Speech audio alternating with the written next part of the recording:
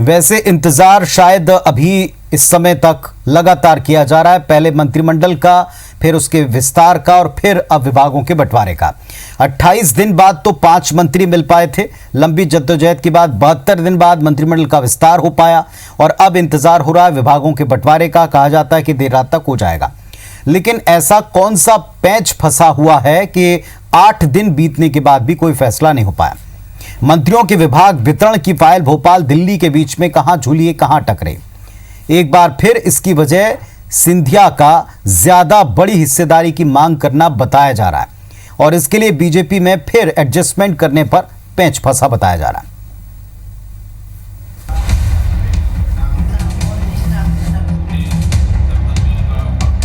शिवराज मंत्रिमंडल के कई मंत्रियों को पद तो मिल गया, लेकिन करना क्या है ये नहीं मालूम।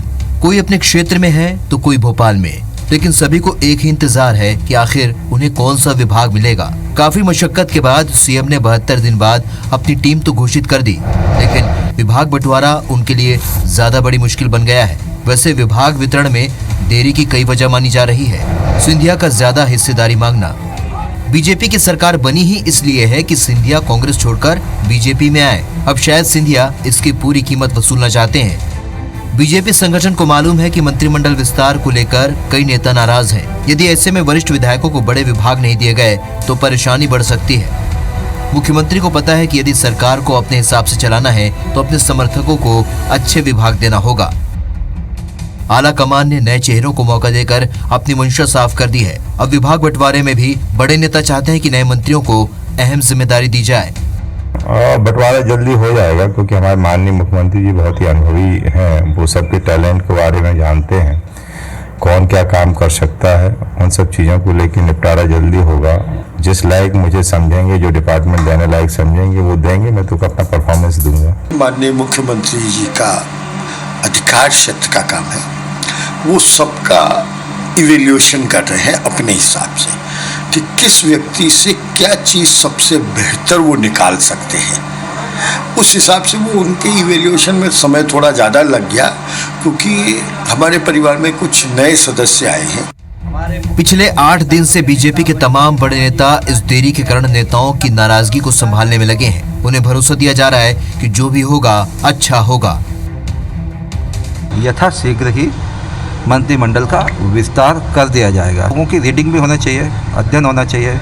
किसी को एजुकेशन में रुचि है तो किसी को एजुकेशन में रुचि है तो किस कारण रुचि है, उसके लिए योग्य है कि नहीं है।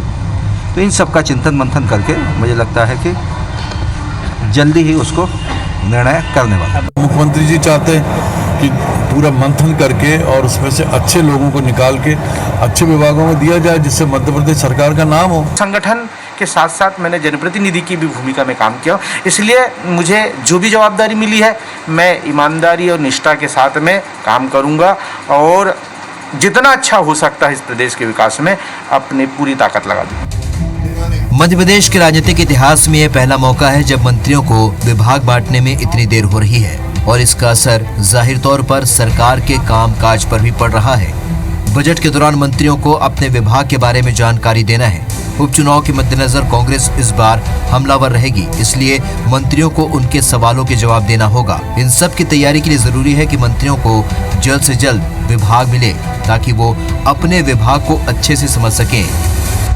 एक मुख्यमंत्री का विशेषाधिकार होता है कि अपने मंत्रिमंडल का गठन करें, अपने विभाग बांटे। वो सारे विशेषाधिकार का गौण एक मुख्यमंत्री कैसे एक अच्छा सक्षम मुख्यमंत्री प्रदेश का हो सकता है, आज पूरे प्रदेश के सामने एक प्रश्न चिन्ह खड़ा हुआ है। उपचुनाव के मद्देनजर मंत्रिमंडल विस्तार में भले ही सिंधिया समर्थकों को 40% हिस्सेदारी दे दी गई हो, लेकिन विभागों को लेकर इस बार बीजेपी ज्यादा देने के मूड में नहीं है। शायद इसकी वजह उपचुनाव के बाद बनने वाले वो संभावित समीकरण हो सकते हैं जिन पर बीजेपी की निगाहें अभी से हैं। Bureau report, IBC 24।